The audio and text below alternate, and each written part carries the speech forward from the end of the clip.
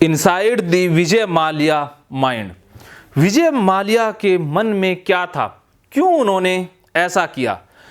आज मैं कुछ ऐसे रहस्य बताने जा रहा हूं, मन के गहरे रहस्य।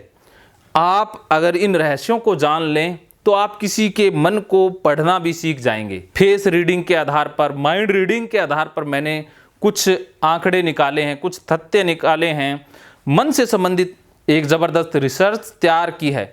वही मैं आज आपको इस वीडियो के रूप में बताने जा रहा हूँ। बात आज हम विजय माल्या की करेंगे कि विजय माल्या के मन में क्या चलता था, उनके मन में, अचेतन मन में क्या था, वो कैसे काम करते थे, कैसे लोगों को बनाते थे। क्या बनाते थे वो आप समझ ही गए हैं।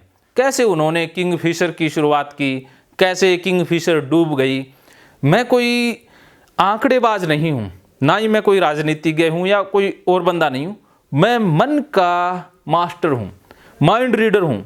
मैंने विजय माल्या के मन को पढ़ने की कोशिश की तो फिर मेरे सामने तस्वीर आई कि वो क्यों कर रहे थे ऐसा, और कैसे इंसान ऐसा करता है, या इंसान को कैसे हम परख सकते हैं।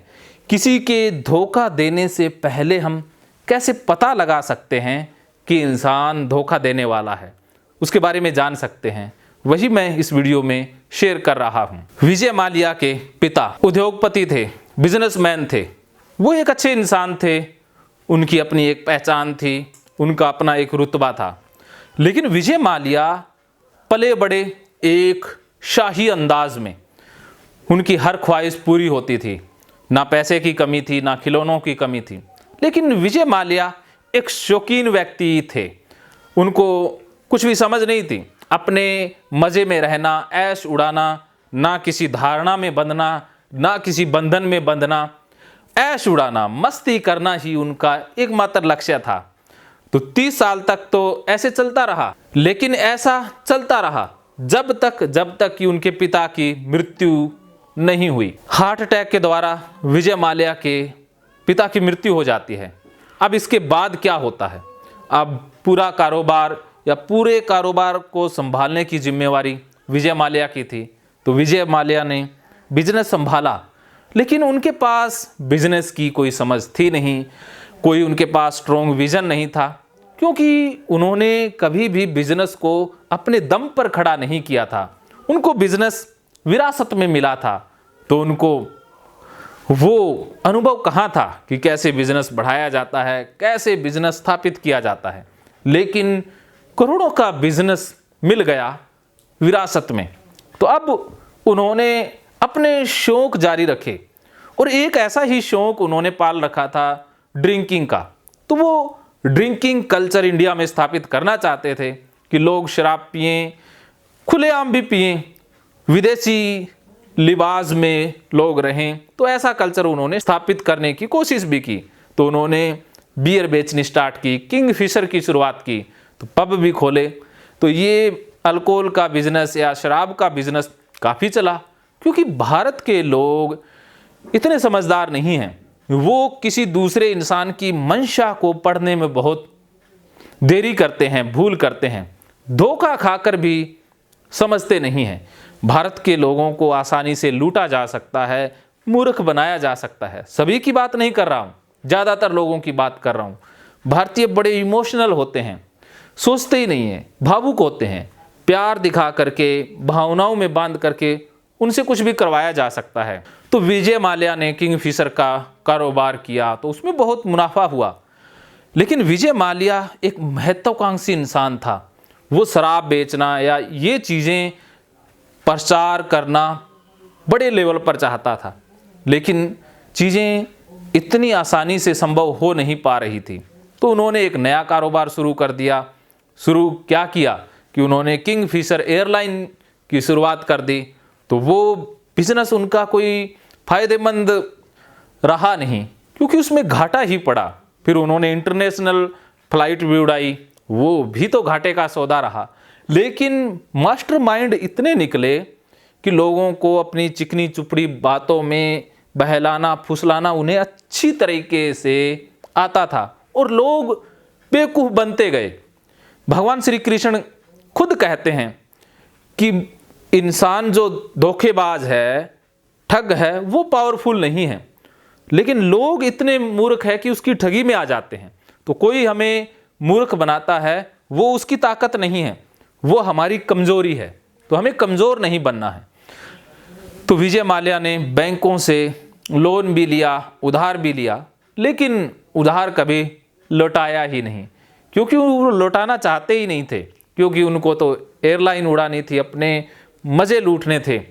तो नशे करना, पार्टी करना, बर्थडे पार्टी करना, बर्थडे पार्टियों में लाखों अरबों खर्च करना, इतना बड़ा जश्न बनाना कि लोग देखें, फेमस होने का या सेंटर ऑफ अट्रैक्शन पाने का, मीडिया में छाने का उनके अंदर जुनून था।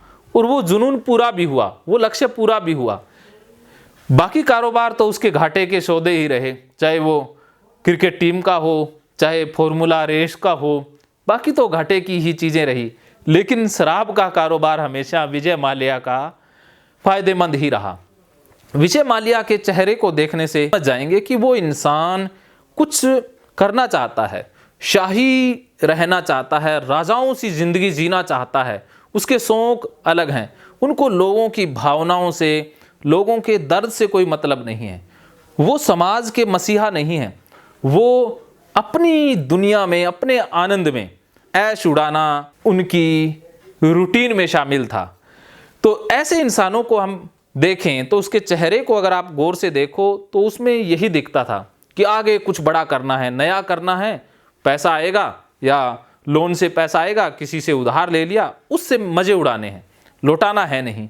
उनकी यही मंशा थी कि कुछ बड़ा करते चलो, आगे आगे नया नया कुछ करते चलो, लेकिन पिछले को लौटाओ ना। तो जो उसके कर्मचारी थे, खास करके भारत के अंदर, तो उनकी कभी सैलरी उन्होंने पूरी दी नहीं। लोग सुसाइड करने लग गए। धीरे धीरे जो बैंक रॉबरी के घोटाले के जो मामले थे वो सामने आ गए और वो चुपके से बाहर छोड़कर भाग गए। तो ऐसे लोग ठगी क्यों कर जाते हैं? उनके मन में क्या चल रहा होता है? उनके मन में यही चल रहा होता है कि करते चलो, मज़े लुटाओ। या विजय माल्या की हम बात कर रहे हैं कि मज़े लूटो, दूसरों से पैसा लो, चाहे वो बैंक से लो, सरकार से लो, कहीं से लो, उसको उड़ाओ, अपने शौक में उड़ाओ और आगे बढ़ो। फिर कोई नया शुरू करो, फिर से झूठ बोल करके उधार पैसा लो, फिर मज़े उड़ाओ। तो ये उनकी साइकोलॉजी थी, ये उनका विज़न था। मानवता को फ़ायदा पहुंचाना या सर्विस करना, मानवता के लिए कुछ अच्छा करना उनके विज़न में कभी शामिल था ही नहीं। बाकी लोगों को तो वो इंसान कहाँ समझते थे, बाकी लोगों के दर्द को वो समझते कहाँ थे। लेकिन गलती विजय माल्या की कम है, उन पर विश्वास करने वाले लोगों की ज़्यादा है कि लोगों ने विश्वास कर लिया बिना सोचे समझे। कैसे लोग मूर्ख बन पाए? विजय माल्या ने लोगों को मूर्ख बनाया, उसमें कोई काबिलियत नहीं है। लोग मूर्ख बन गए, ये लोगों की कमजोरी है। तो विजय माल्या ने लोगों की कमजोर मानसिकता का फायदा उठाया है। और भी हैं, नीरव मोदी का उदाहरण है, या और भी बहुत सारे ऐसे लोग हैं जिन्होंने लूट की, लोगों का धन हड़पा। लेकिन हम कब सीखेंगे? हम सीख क्यों नहीं पाते हैं? इंसान इतना कमजोर कैसे है कि वो सामने वाले का चेहरा तक ना पढ़ पाए, उसका मन तक ना पढ़ पाए। लेकिन मुझे एक बात समझ में आती है कि किताबें पढ़ना यहाँ पर आम बात है, लेकिन माइंड रीड करना बहुत रेयर है। लेकिन जब तक आप मन के मास्टर नहीं बनोगे, माइंड रीडर या फेस रीडर नहीं बनोगे, तब तक नीरव मोदी या विजय माल्या जैसे लोग फ़ायदा उठाते ही रहेंगे।